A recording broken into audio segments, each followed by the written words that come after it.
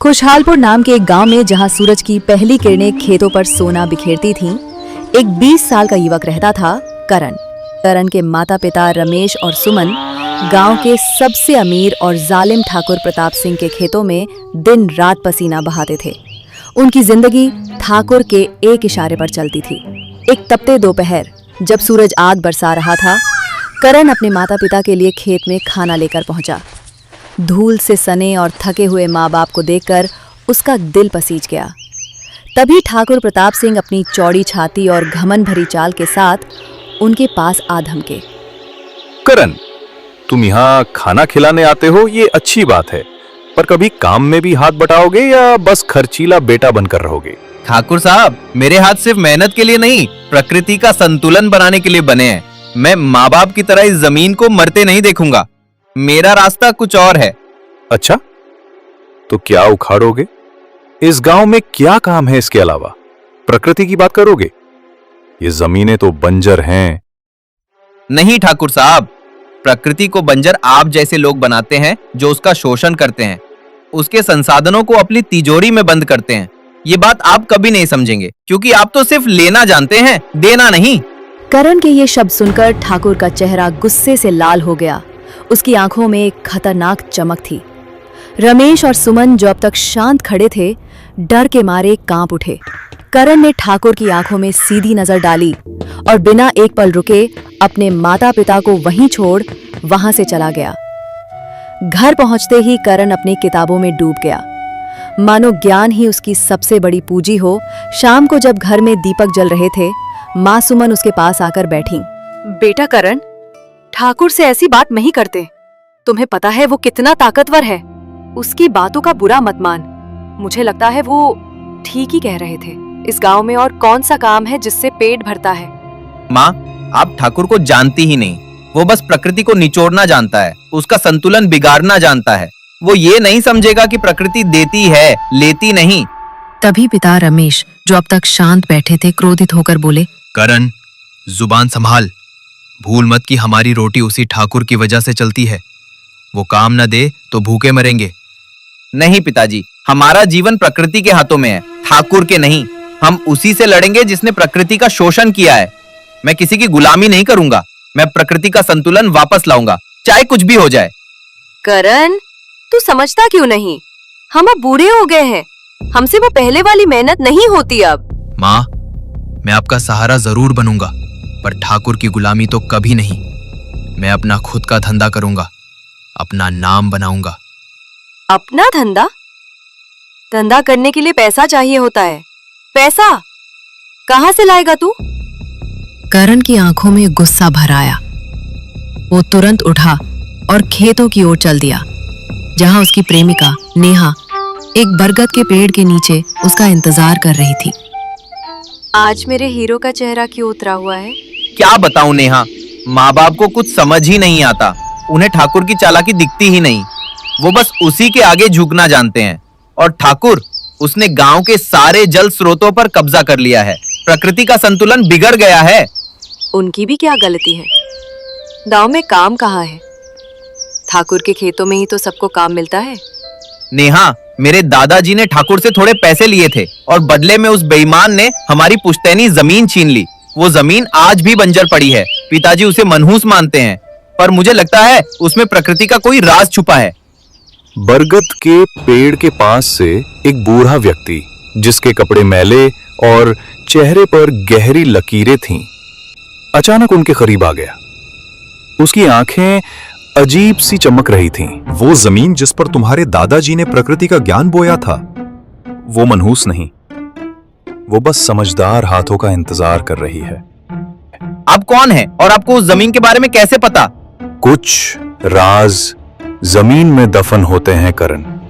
तुम्हारे दादाजी एक अद्भुत प्रयोग कर रहे थे। वो जमीन बीजों को नहीं, बल्कि फसल को सीधे स्वीकार करती है। आप ये क्या कह रहे हैं? समय आने पर सब समझ आ जाएगा बेटा। बस आंखें खुली रखना और प्रकृति के संकेतों को समझना।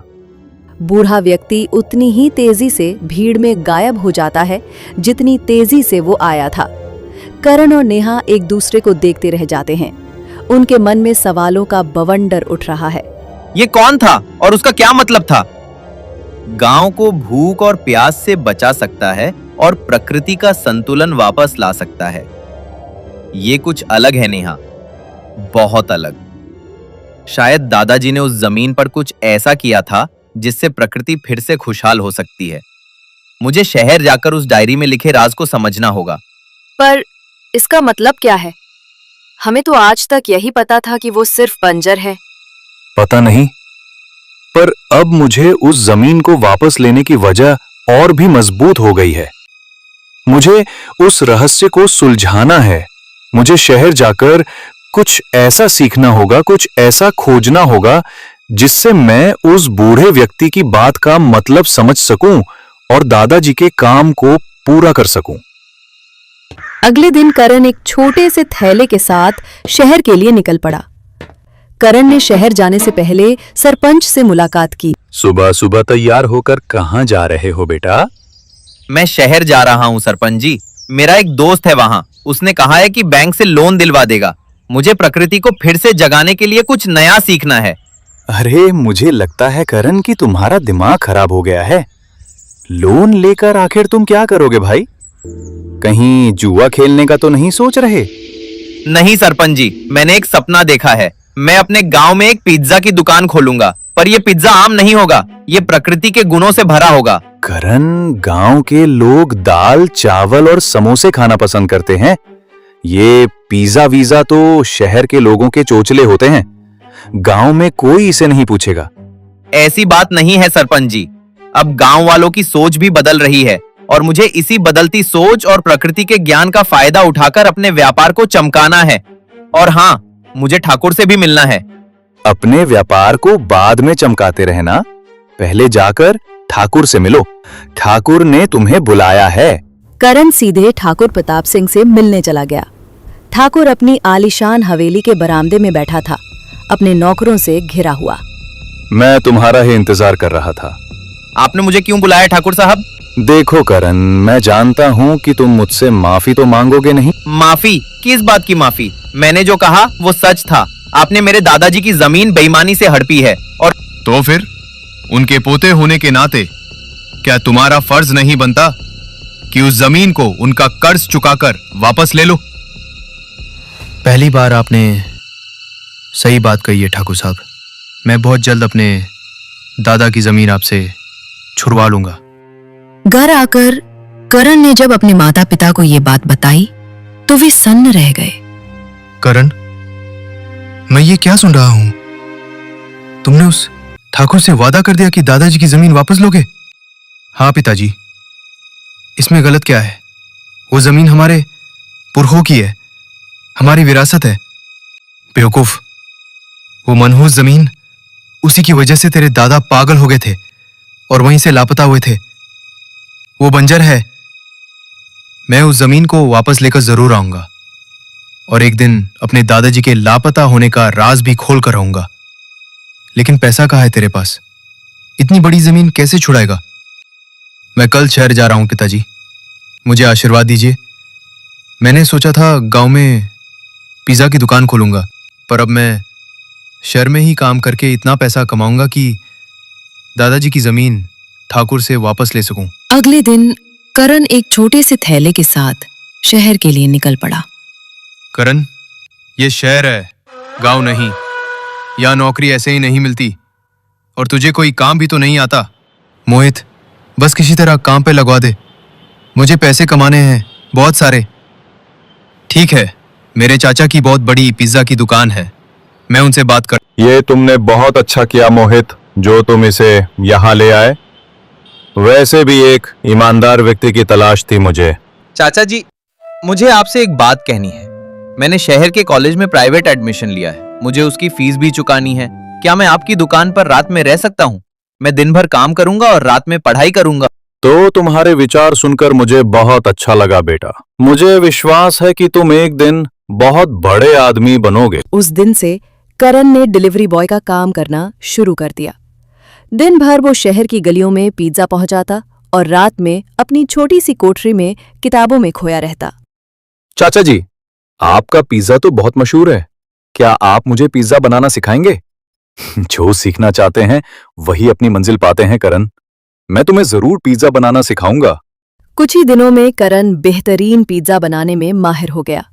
अब उसके पास अच्छे खासे पैसे इकट्ठा हो गए थे। मोहित, तुमने कहा था कि तुम मुझे बैंक से लोन दिलवा सकते हो। हाँ, क्यों नहीं, आज ही दिलवा देता हूँ, पर याद रखना महीने की किश्तें समय पर जमा करनी होंगी। मोहित ने करण को बैंक से लोन दिलवा दिया। बैंक के पैसे और खुद के जमा किए हुए पैसे लेकर करण अपने गांव के ठाकुर प्रताप सिंह के पास पहुंचा। ये लीजिए ठाकुर साहब, मेरे दादा ने जो आपसे कर्ज लिया था वो मैं ब्याज सहित वापस कर रहा हूं। अब मेरी जमीन के कागज वापस कर दीजिए। ठाकुर ने मुस्कुराते हुए जमीन के कागज करण को वापस कर दिए। करण खुश होता हुआ वहां से चला गया।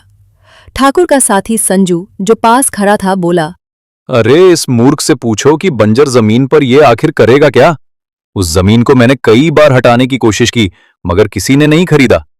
जब इस लड़के की बातें मैंने सुनी तो मैं समझ गया कि ये एक नंबर का मूर्ख है। मैंने तो मुफ्त में जमीन से छुटकारा पाया। वाह ठाकुर साहब, आजकल के लड़के कितने बेवकूफ होते हैं, ये आज पता चला। घर जाकर वो कागज करण ने अपने पिता रमेश के हाथ पर रख दिए। मुझे तुझ पर बहुत तरस आता है करण। जो पैसे तूने इतनी मेहनत से कमाए, तू उनसे कोई और भी व्यापार कर सकता था।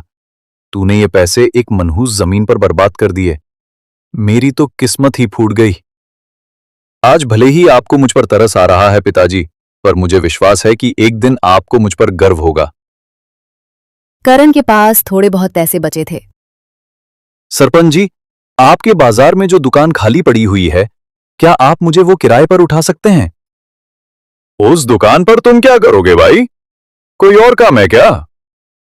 मैंने शहर में बहुत अच्छा पिज्जा बनाना सीखा है।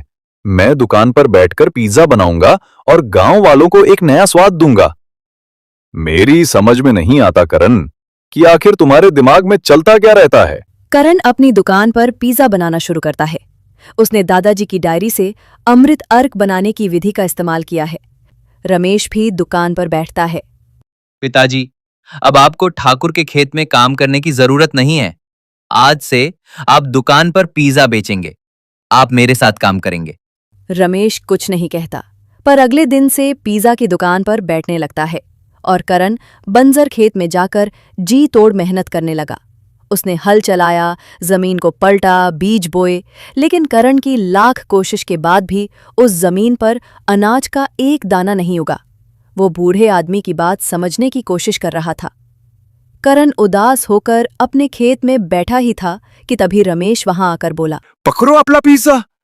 गांव में तेरा बना पिज्जा कोई सूंघता तक नहीं, और ऊपर से बंजर जमीन पर हल चलाते चलाते तू हाल से बेहाल हो गया है। लगता है हमारी किस्मत में भूखा मरना ही लिखा है। तूने सब बर्बाद कर दिया। समझ में नहीं आ रहा कि इस जमीन पर फसल क्यों नहीं उग रही। मैंने नए जमाने की सारी तकनीक इस्तेमाल कर ली।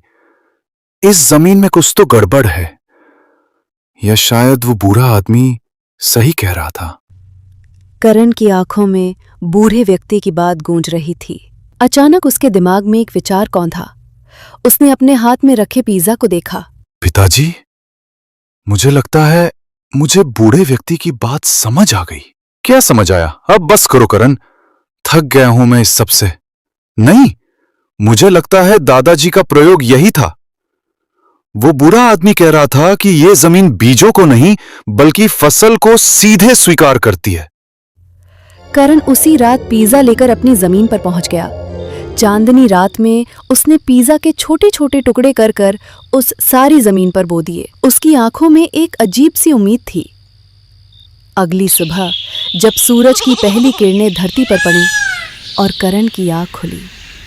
अरे वाह, ये कैसे संभव हो सकता है?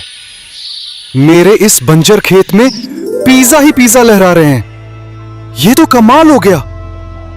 अरे, इसमें तो बिल्कुल ताजी ताजी महक आ रही है, मानो कि अभी अभी बनकर तैयार हुआ है। रमेश दौड़ता हुआ खेत पर आया और अपनी आंखों पर विश्वास नहीं कर पा रहा था। देखा आपने पिताजी, दादाजी की जमीन को आप बंजर कह रहे थे, वो जमीन तो जादुई निकली। पिताजी हमेशा कुछ खोए खोए से रहते थे और वो अपना ज्यादातर समय इसी जमीन में ही बिताया करते थे। अब समझ आया क्यों। अब तुम क्या करोगे बेटा? मैं सारे पिज्जा को तोड़कर शहर में डिलीवरी करूंगा पिताजी। अब आप देखते जाइए कि आप पर धन की वर्षा कैसे होती है। करण और उसके पिता पूरे दिन पिज्जा को तोड़ते रहे। ठाकुर को ये बर्दाश्त नहीं होता। बरसों पहले मैंने करण के दादा की जमीन धोखे से इसीलिए हड़पी थी क्योंकि मुझे शक था कि वो जमीन पर कुछ कर रहे हैं। मुझे पता था कुछ तो खास है उस जमीन में। पर अब क्या फायदा ठाकुर साहब, आपने तो अपनी मर्जी से कागज करण को दे दिए। अगर ये लड़का ऐसे ही तरक्की करता रहा तो वो दिन दूर नहीं जब गांव में लोग ठाकुर उसे कहेंगे और हमें मूर्ख। तो अब आप क्या करेंगे? तुम शायद मुझे जानते नहीं हो संजू, मेरे सीने में बरसों पुराना राज आज भी दफन है। कल मैं करण और उसके परिवार का किस्सा ही खत्म कर दूंगा। ठाकुर प्रताप सिंह और संजू अगली रात करण के खेत में पहुंचे। करण अपने पिता और नेहा के साथ अपने खेत से पिज्जा तोड़ रहा था कि तभी ठाकुर कड़कती आवाज में बोला, बस बहुत हो गया बेटा, जितने ऐश के दिन काटने थे काट लिए। ठाकुर साहब, आप ये क्या कर रहे हैं? कहीं आपका इरादा इन सबको? हाँ, मेरा इरादा यही है। बरसों पहले तुम्हारे दादाजी इसी जमीन से लापता नहीं हुए थे, बल्कि मैंने उनकी हत्या की थी। मुझे शक था कि वो जमीन पर कुछ खास कर रहे हैं, पर क्या कर रहे थे ये मैं आज तक नहीं जान पाया।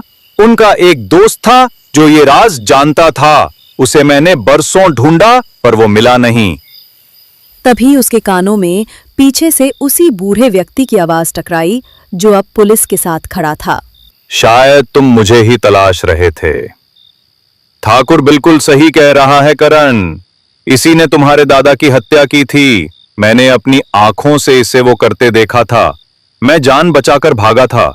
मैंने ये बात रमेश को बतानी चाहिए, पर तब तक ठाकुर ने उसे अपने जाल में फंसा लिया था। पर जब मैंने तुम्हें जमीन पर जूझते देखा तो मैं समझ गया कि तुम अपने दादा पर ही गए हो और तुम उनके काम को पूरा करोगे।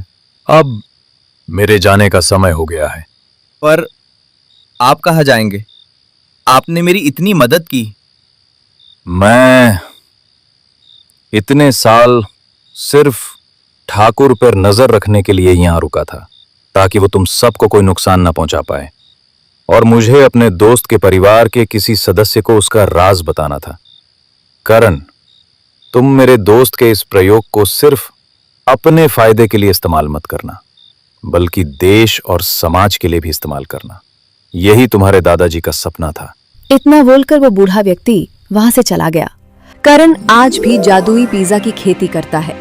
उसके खेत में उगने वाले पिज्जा से सिर्फ उसे ही नहीं बल्कि पूरे गांव को फायदा होता है। खुशहालपुर गांव अब सचमुच खुशहाल हो गया था और इस सारी खुशी के बीच करण और नेहा ने भी एक दूसरे का हाथ थामा और गांव वालों की मौजूदगी में शादी के बंधन में बंध गए।